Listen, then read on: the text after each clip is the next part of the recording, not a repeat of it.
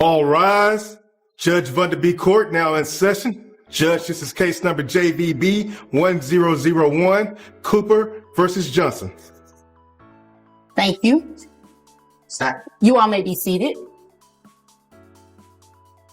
Okay, Mr. Cooper, you brought this case before the court. What's going on? Yes, Your Honor. I brought this case to court because I'd like to put myself on child support. How often do you hear about someone begging to be put on child support? That's exactly what Mr. Cooper is doing, and not to avoid responsibility, but because it's the only way he can see his kids. Most people run from child support. This father's running toward it. Why? Desperation? Maybe? Or maybe there's something deeper, something more sinister, going on behind the scenes. From the very beginning, this case takes a hard left. So you're putting yourself on child support to see your kids more often? Yes, Amanda Johnson, my ex, has made it difficult lately for me to see my kids. I thought that if I was on child support, it might be easier to have some kind of scheduled time that I can actually see my children. Okay, when you say she's been making it difficult lately, what types of things has she been doing? She's been rescheduling when I come to pick them up. She's said that she's too busy and that I can't hang out with them on the weekends. She's just generally made it tough for me to see my kids. Okay. Why have you made it tough for him to see his kids? Your Honor, my ex-boyfriend has a new girlfriend and I do not like her. I do not like her being around my children. I think she's a terrible influence on my kids. And I know that if I give them more time with him, it's... And here's the twist. Amanda admits she's keeping the kids away not because of danger, abuse, or neglect, but because she doesn't like her ex's new fiancé. That's right, just a personal dislike.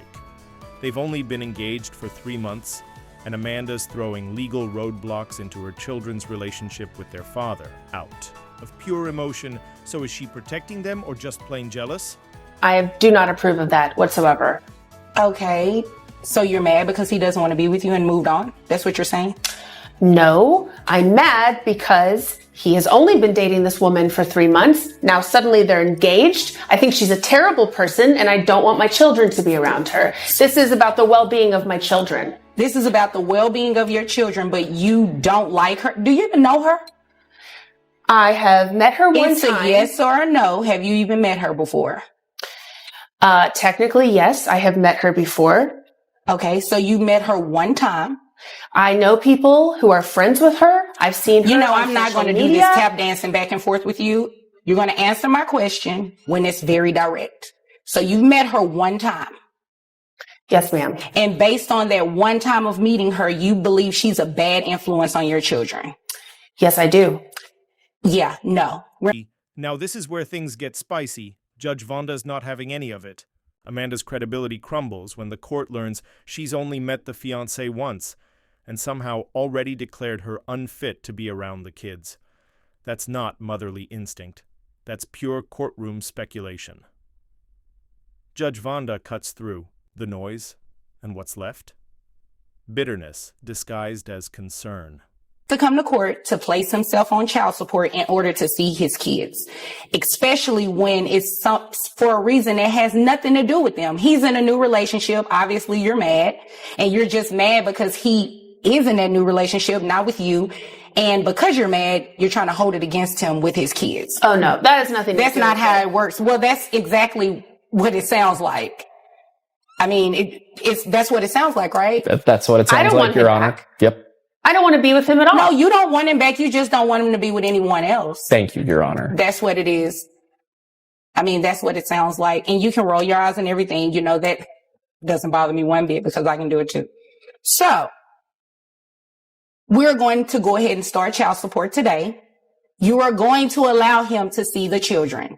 It's not a what if, I don't like her, she's a bad influence. It has nothing to do with that. You're going to allow him to see. Then comes the moment of reckoning. Judge Vonda calls Amanda all the way out. Her personal feelings, irrelevant. The kids deserve a relationship with their dad, and Amanda doesn't get to veto that just because she's uncomfortable. This wasn't just a win for Mr. Cooper. It was a total takedown of manipulative co-parenting. Judge Vonda flipped the power dynamic and set the record straight. Using your kids as pawns? Not in this. Yes, ma'am. Okay, thanks. And you understand that you're going to be paying child support, right? Yes, Your Honor. Okay. Now, how much money do you make a year? $48,000. $48,000. And how old are the children? 12 and 14. 12 and 14. And who covers health insurance for the children? We have Medicaid, Your Honor. Okay. Okay. So just so you all are aware, Medicaid is not health insurance. It's a benefit it's provided through the state, to assist with the children going to the doctor and the hospital if needed or anything like that. So that, because it is from a state agency, you are going to have to pay it back to them. Okay. Okay. And it's going to be included in your monthly obligation for child support. You understand? Okay. Okay. So I have your gross at $4,000 a month, which brings your net to $3,000. With the emotional dust settling, it's time to talk numbers. Mr. Cooper earns $48,000 a year, and now the court's calculating just how much of that goes to child support. Medicaid's involved, which means even though it's a state benefit, it still needs to be reimbursed. The result? $1,122.50 a month. A tough pill, but a price he's willing to pay to be in his kids' lives. Is that too much, or just the cost of showing up? In one sense. So your child support obligation is $762.50. In addition to the Medicaid. So what happens is I have to take 9% of your gross, and that's the amount that you would pay back for Medicaid.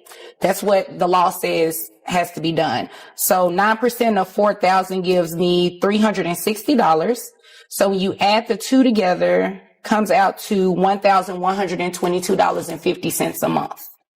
Now, if you were to enroll the children into private health insurance, which I'm sure you can find something a lot cheaper than $360, your child support amount would go down. Okay. Okay. So you have the option to do that. If you have private insurance through your employer, or if you want to enroll the children under something outside of your employer, you can do that. Okay. Okay. Does that make sense? It does. Okay. All right. Do you all have any other questions for me? No, Your Honor. No, Your Honor. Okay. Well, if there's nothing further, you all are dismissed. Thank you. Thank you. Judge Vonda wraps it all up with a rare moment of empowerment.